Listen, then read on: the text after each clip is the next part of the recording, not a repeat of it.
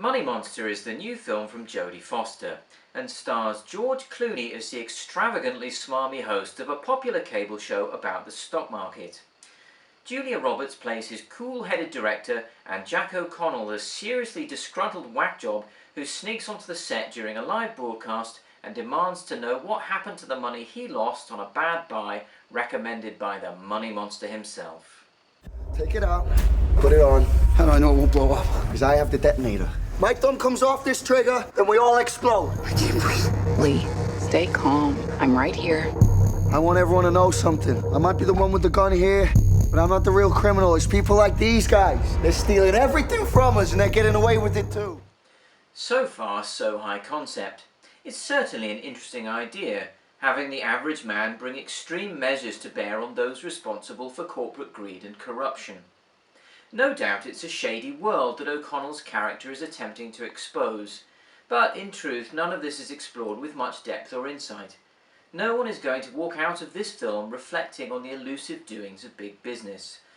What we get instead is a fairly novel setup for a fairly exciting hostage situation thriller, which bears a certain resemblance to Sidney Lumet's 1975 classic Dog Day Afternoon. The police arrive, people become engrossed by the unfolding situation, and lives hang in the balance. But do we care about these lives? Not much. Clooney is all smarm and no charm, and O'Connell's character is an underachieving wacko who invested more money than he could afford to lose, and then lost it all. Really tough shit. Even his pregnant girlfriend thinks he's a waste of space.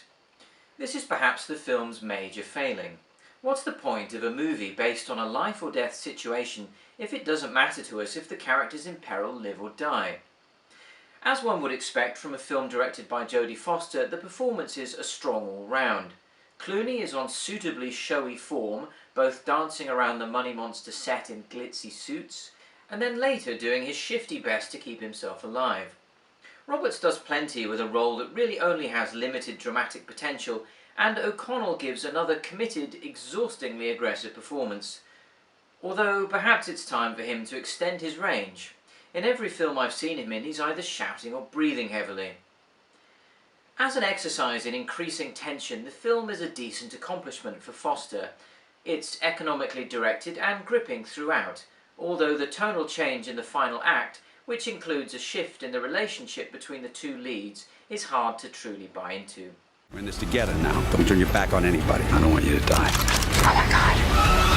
No! Money Monster isn't a bad film. Frankly, I enjoyed it quite a lot.